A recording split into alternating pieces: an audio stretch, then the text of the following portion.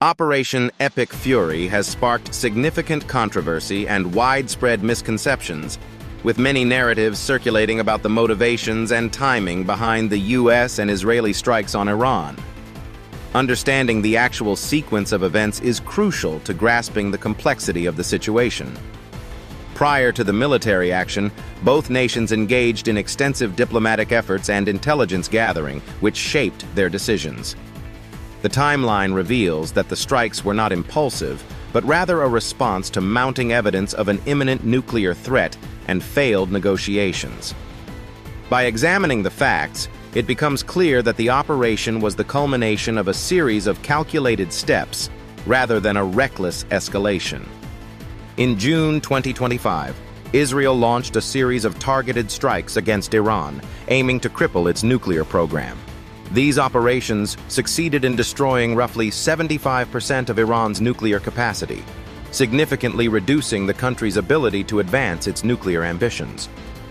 However, not all facilities were eliminated. Several labs and sites remained operational, allowing Iran to continue its nuclear activities. This partial success heightened international concern, as the threat was diminished but not fully neutralized. The aftermath of these strikes set the stage for ongoing tensions and further actions by regional and global powers. In early 2026, U.S. intelligence assessments revealed that Iran was just weeks away from enriching enough uranium to produce a low-level nuclear device. This alarming development raised concerns that such a device could potentially be transferred to a proxy group, amplifying regional instability.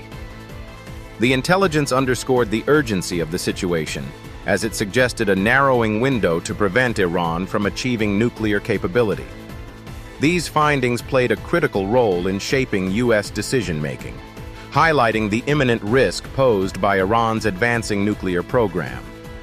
The prospect of a nuclear-armed Iran fundamentally altered the strategic calculations of both American and Israeli leadership. In February 2026, U.S. and Israeli intelligence uncovered a pivotal development. Iran's top leadership was scheduled to convene in a single, secure location. This rare gathering presented a fleeting window for a decisive military strike, one that would be unlikely to recur. Analysts recognized the strategic significance, as targeting the leadership could disrupt Iran's command structure and potentially alter the course of its nuclear ambitions. The urgency of this intelligence, combined with Iran's rapid progress toward nuclear capability, heavily influenced the decision-making process in Washington. Ultimately, this information became a key factor in the launch of Operation Epic Fury. Over a period of 6 weeks, American and Iranian representatives met in Geneva to negotiate a resolution to Iran's nuclear ambitions. Despite persistent efforts, the talks were fraught with tension, as both sides remained steadfast on their demands. The United States pressed for comprehensive concessions, while Iran advocated for a phased approach, ultimately refusing to halt its nuclear program. The final meeting ended abruptly, with Iran delivering a clear message of defiance and walking out on the negotiations. This breakdown marked a turning point, signaling the failure of diplomatic avenues and escalating the urgency of the situation. President Trump's approach to the Iran crisis was shaped by a clear preference for diplomatic solutions. In a private conversation with Bill O'Reilly, held just a week before the strikes, Trump focused entirely on finding a deal and avoiding military confrontation. He explored multiple pathways, including leveraging Beijing's influence over Iran, demonstrating his commitment to peaceful resolution. Despite extensive negotiations, Iran refused to halt its nuclear program, and new intelligence indicated an imminent threat.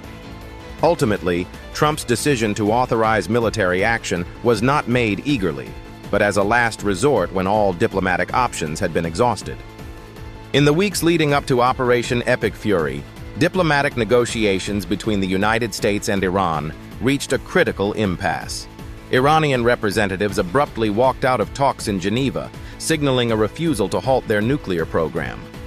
Shortly after, U.S. intelligence revealed that Iran's top leadership would be gathered in a single location, a rare window of opportunity. This information, combined with assessments that Iran was mere weeks from producing a low-level nuclear device, prompted urgent deliberations within the U.S. administration.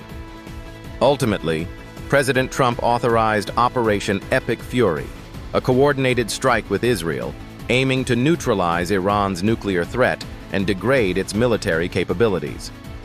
The timeline leading up to Operation Epic Fury reveals a president who was not eager for conflict, but rather faced with an urgent and narrowing window to act. Intelligence reports indicated Iran was on the verge of producing a nuclear device, and diplomatic negotiations had reached a dead end. Despite pursuing multiple avenues for a peaceful resolution, President Trump ultimately made the decision for military intervention only when it became clear that the threat was imminent and all other options had been exhausted. This reframes the narrative, showing that the action was reluctant and driven by necessity rather than desire. Understanding these circumstances provides important context for evaluating the choices made during this critical period.